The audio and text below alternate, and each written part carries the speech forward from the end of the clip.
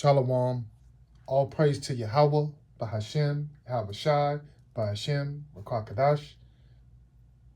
Much respect to the brothers that are out there preaching and teaching the truth worldwide across the four corners of the earth, risking their lives and freedom for this truth. Peace and salutations to the hopeful elect, the house of David, and the Akim and Akwat that might be listening to this lesson on today. This is your brother Abba Yabba coming through with another lesson through the spirit and power of Yahweh Shem Yahushai.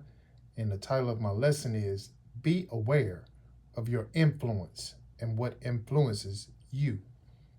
Now, influence is defined as the capability or the capacity, Salakia, to have an effect on the character, development, or behavior of someone or something, or the effect itself.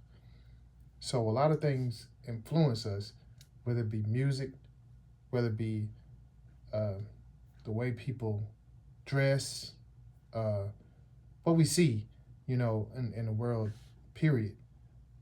But being in the truth, we know what really should influence us is righteousness, and those that are living in righteousness to continue on that narrow path and continue to please Yahweh Shem Yahushua. That's our basic and common goal.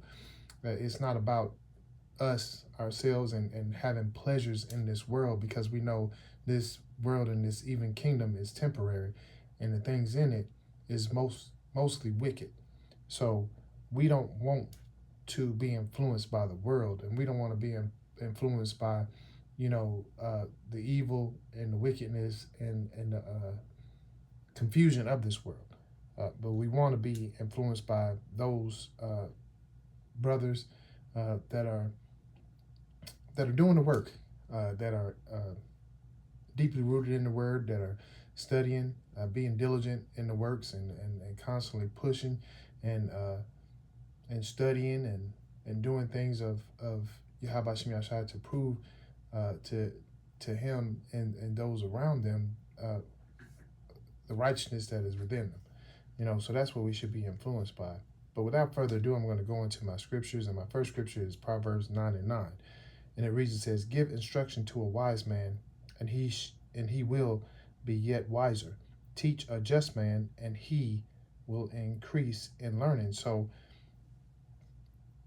our influence on those that are desiring this truth is to continue to show them the way and to continue to teach them.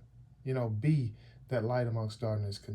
Continue on the straight and narrow path, and be, that example.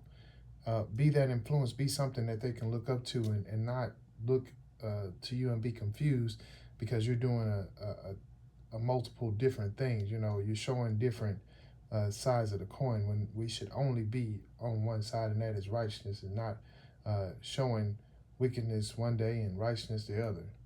We should be examples to the younger brothers, or even the brothers that have yet to come into the truth, that are desiring this truth. We should be that example, that influence on them to where they would want more. Proverbs 13:20 reads, it says, "He that walketh with wise men shall be wise, but a companion of fools shall be destroyed."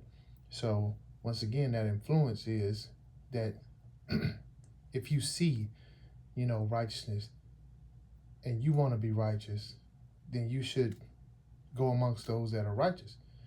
But if you know that these group of people, or this group of people, is doing wickedness, and you know that you're desiring to be righteous, you shouldn't go that way.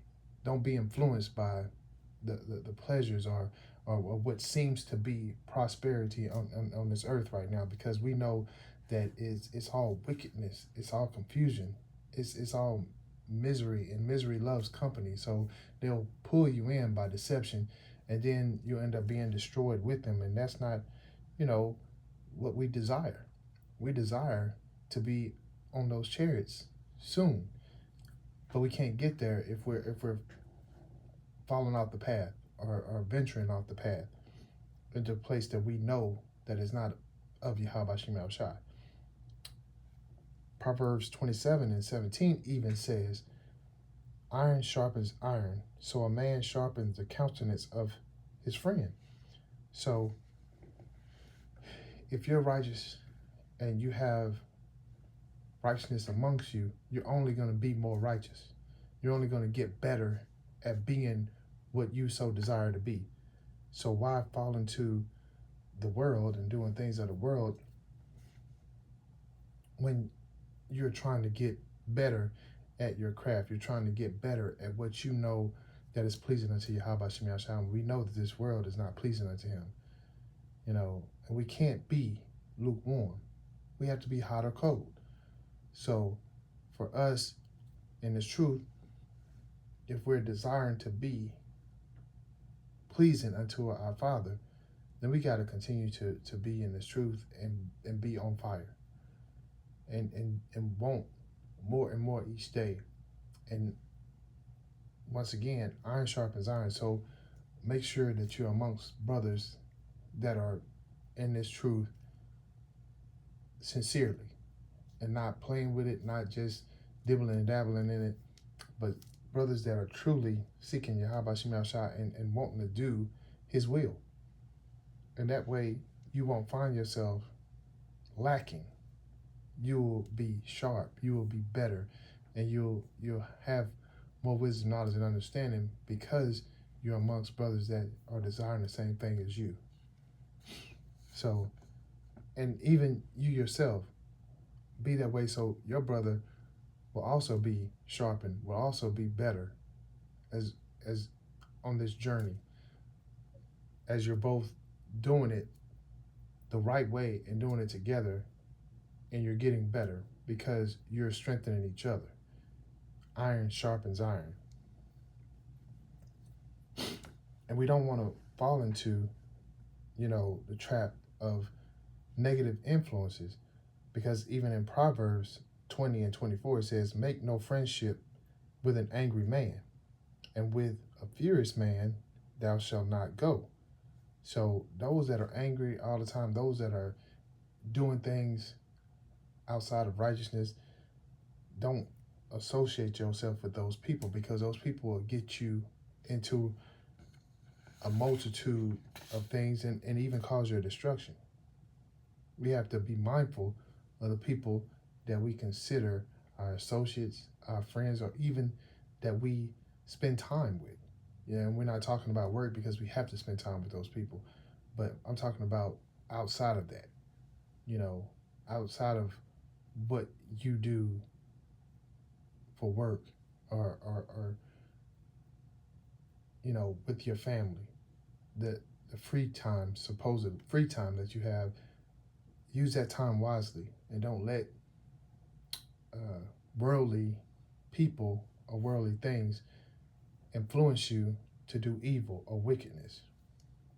1 Corinthians 15:33 reads, it says, be not deceived, evil communications corrupt good manners. So what people say, the company that you keep, they can corrupt you and cause you to be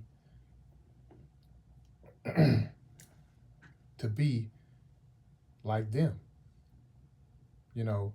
If you put a moldy and like wilted apple amongst a good batch of apples, eventually those apples will be like the old wilted one. We don't want to find ourselves wanting and desiring to be righteous and end up wicked because of the company that we keep, because of the people that we hang around with, and then fall into that trap, because that's what the devil does. He deceives and he puts out snares and traps for us. We don't want to be corrupted. That corrupted apple will corrupt the whole bunch, and as so the people that you hang around, if they're corrupted, you will end up being corrupted.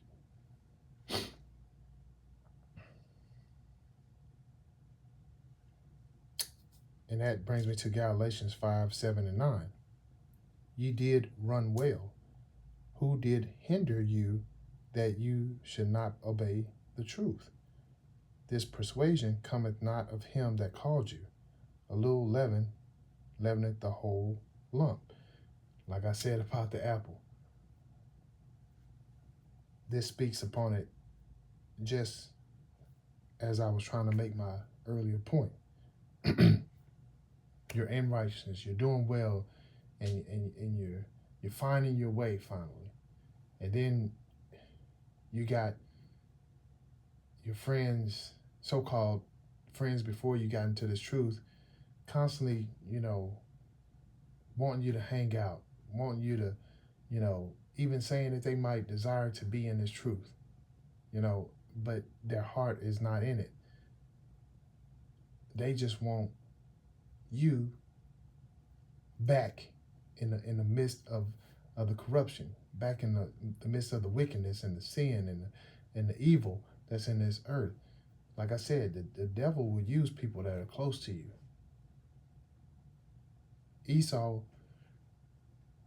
will put snares and traps out there for you. But once again, you're doing the things that you should be doing, but then you take your eye off the prize. And that moment that you take your eye off the prize can cause you to be totally out. It doesn't take much, especially if you're not deeply rooted.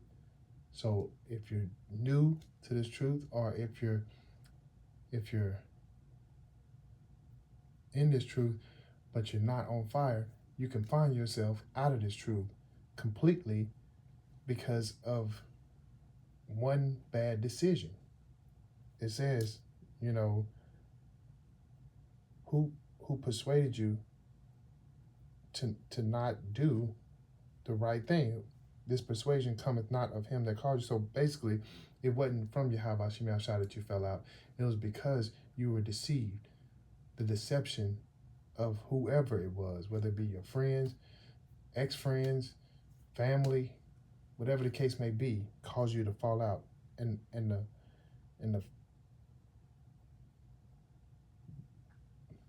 those things that caused you to be deceived, whether it was teachings, whether it was just that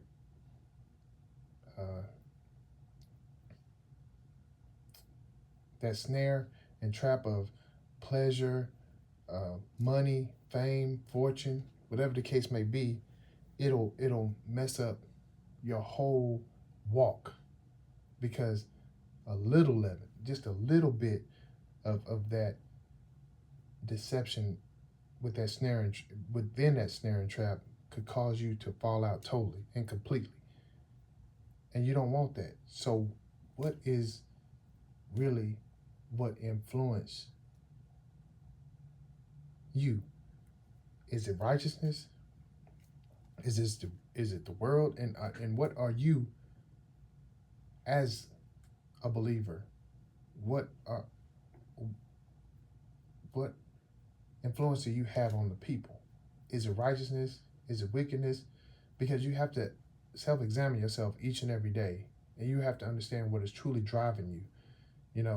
Is it about yourself? Is it about you? Is it all about you? Or is it your desire each and every day, looking to the hills that come with your help, and understanding that it's about Yahweh Shem Yahshua? You want to please him with everything that you do and everything that he does through you. You want that. You desire that. So that's what is on the forefront of your mind, and not to please yourself, and not to make it about you, and not every day you falling out of the truth because you're failing to connect. The one thing that I understand about this truth is connection. And if you don't have no connection, if you don't have no relationship, then you're wavering like leaves in the wind. And if you're not deeply rooted, then you'll find yourself just flying through, going through the motions of wherever the wind going to take you. And that's this world. This world will take you many places. but it'll never be anything permanent because it's all temporary. So we got to make sure that we understand and be aware of what influences us and make sure that it's all righteousness and that even what people that are truly desiring the truth get from us, that they see and that our influence is of righteousness. Because we know through the scriptures that we can be distracted. We could be misled. We're not perfect. We're in this flesh. But Yahweh Shema Shah has us if we stay up under this covering and if we're seeking him and doing the work and staying in focus and then being an example to others as the elders have been an example to us. It's the influence. Whether it be good or bad, you have to make that choice and you have to stand in it and not be lukewarm, but be hot or cold. So with that being said, that is the conclusion of my lesson. And as always, I give all praise to Yahweh, Bahashem, Yahweh Shai, Bahashem, Rakakadash. And until my next lesson, Shalom.